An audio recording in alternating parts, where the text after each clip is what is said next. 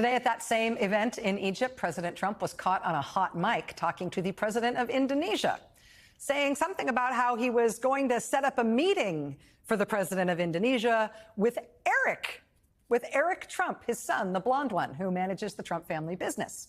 Eric Trump has no job in the U.S. government. There is no reason why an American president should be arranging meetings for one of his family members with the head of state of another country, particularly when he's at an international meeting on official presidential business. That said, that appeared to be what he did today in this hot mic moment at this event. Why Eric Trump? I don't know. But hey, look, just last week, Eric Trump was promoting the Trump family's brand new golf course deal in Indonesia, calling it a stunning golf destination. And now the president, in his official capacity, presumably, is hooking up his son, who is running the family business, with the president of Indonesia, the country that is hosting this new Trump family boondoggle in that country. And that is not to be confused with the Trump family boondoggle in Qatar, where the Trump family has a new golf course and tower and luxury apartments or something or other. The nation of Qatar, Trump in his first term said they were a funder of terrorism at a very high level. But then Qatar did this deal for this new Trump luxury development in their country. And then Qatar gifted Trump a $400 million luxury jet, which he plans to refit at taxpayer expense for his own use as president, and then not give to the next president. He plans to then keep it for his presidential library after he leaves office. And now Trump has announced that if Qatar is attacked, the United States will respond as if we have been attacked, which means he's basically given them fake NATO membership on his own say-so. And then this. I'm also proud that today we're signing a letter of acceptance to build a Qatari Emiri Air Force facility at the Mountain Home Air Base in Idaho. The location will be host a contingent of Qatari F-15s.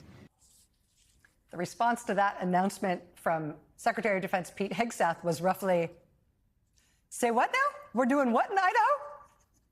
Who has an Air Force base in Idaho now?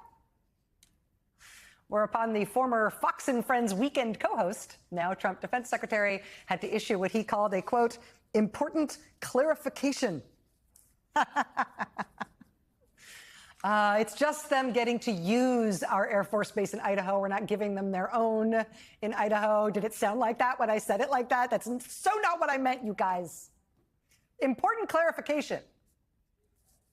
But Trump is keeping Qatar's plane. And the Trump family is building their big golf and tower thingy in Qatar and presumably whatever else they want, because that's the way the presidency works now under Donald Trump. You put money in his pocket, you give money to his family, and he hooks you up with basically whatever you want out of the pockets of the American people. From the American Treasury, literally from the U.S. Treasury. I mean, while the U.S. government is shut down right now, it's one thing to have the president leaving the country and flying to other countries, as Trump did today. It's another thing to have the U.S. government funding another country's government while we are not funding ours. Nevertheless, Trump's Treasury Secretary, Scott Bessent, just sent $20 billion, just sent 20 billion U.S. taxpayer dollars to go fund the government of Argentina, to go bail out their currency for some reason. Argentina's currency has dropped 27% in value already this year, but we're buying $20 billion worth of it. Why is that? That doesn't seem like a good bet. Don't worry, it's just a loan. Right, think we're going to get that loan back? I don't know. The IMF has had to bail out Argentina 23 different times. Argentina owes the IMF more money than any other country on earth. The most recent IMF bailout was just in April, and even that wasn't enough to keep their economy and their peso from continuing to tank. But apparently now it's us. Scott Bessent, Trump's Treasury Secretary, nevertheless just gave Argentina $20 billion of your money to prop up the government of Argentina, even though we have almost no trade with them, and if their economy or their currency collapses, that would be sad for them, but it would likely have no effect on us. This is not something we're doing to protect ourselves. It is just a favor to them. Trump and Scott Bessent have given them $20 billion US dollars out of the U.S. Treasury, a $20 billion bailout that already appears, quite possibly, to be lost down a deep, dark well, because even after Trump gave them this $20 billion infusion within the last few days. CNBC reports today that markets today reacted in such a way that indicates that $20 billion might not be enough. Argentina might tank anyway. And that presumably best case means that we'll never get our $20 billion back. Worst case, it means they're going to keep giving them even more money that we'll never get back. Why, when our own government is shut down, are we giving another country $20 billion to keep their government going? When, again, we have no links to their economy, their risk has no connection to risk in our country. Why are we doing that? I don't know. But there are at least 2 American billionaires who are very close to Trump Treasury Secretary Scott Bessent. And these billionaires have made big bets on the health of Argentina's economy. So, I don't know if you had any plans for that $20 billion. It's your money. But for these rich guy friends of Scott Bessent, including Scott Bessent's former mentor on Wall Street, they stand to make a lot of money if the U.S. taxpayer starts propping up that failing country. And they stand to lose a lot if we don't, and that country fails. So there goes $20 billion of your money to buy nearly worthless pesos in Buenos Aires, while, Yellowstone shuts down and people who work for the TSA don't get paid, and American hospitals are white-knuckling it through day 12 of a government shutdown with no end in sight.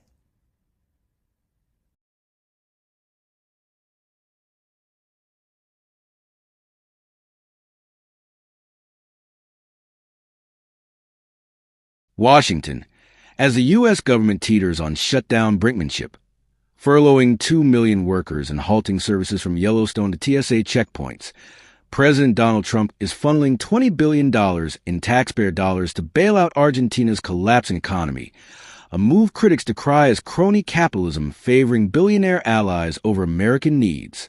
Treasury Secretary Scott Bessent announced an infusion on October 10th to prop up the peso, which has plunged 27% this year despite a $44 billion IMF bailout in April. Argentina's 23rd from the fund, owing more than any nation. The deal, structured as a currency swap, buys nearly worthless pesos to stabilize Buenos Aires, with no clear U.S. trade ties justifying the risk. Markets reacted poorly, signaling the $20 billion may not suffice, potentially dooming repayment. If their economy tanks, we lose it all, one economist warned, noting Argentina's history of defaults. With domestic parks closing and federal paychecks frozen, the contrast stings. American hospitals white-knuckling shortages while Trump props up a foreign failure. The bailout reeks of favoritism. Bessent's Wall Street mentor, billionaire hedge funder Scott Bessent, no relation, and other Trump donors hold massive Argentine bets. Sources say the infusion shields their investments, echoing Qatar's $400 million jet gift to Trump, slated for taxpayer refit as Air Force One, then his library. Trump, who once branded Qatar of funder terrorism, now pledges U.S. defense as if we have been attacked and hosts Qatari F-15s at Idaho's Mountain Home Air Force Base. A clarification after Hegseth's gaffe implied gifting the facility. At an Egypt summit, hot mic audio caught Trump arranging a meeting for son Eric, blonde manager of the Trump Organization, with Indonesia's president, days after Eric touted a new Trump golf course there. Why Eric Trump? Critics ask, noting no official role but clear business ties. This follows Qatar's luxury tower deal, where Trump reversed his terror funding stance post-gift.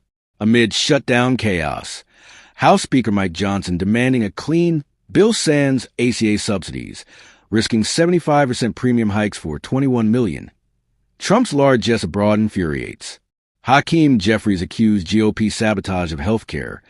Chuck Schumer decried Johnson's absence. The $20 billion from a shuttered treasury underscores hypocrisy. U.S. workers unpaid, yet Argentina's propped up for cronies. Bessent, a former Soros protege turned Trump pick, insists it's strategic, but skeptics see payback. Argentina's peso crisis, worsened by Milei I's austerity, risks contagion, but U.S. exposure is minimal, except for Bessent's circle. As midterms near, the optics poison. Tanks and parades, jets for allies, billions for Buenos Aires, while Americans scrape by. Trump's America First rings hollow when first means foreign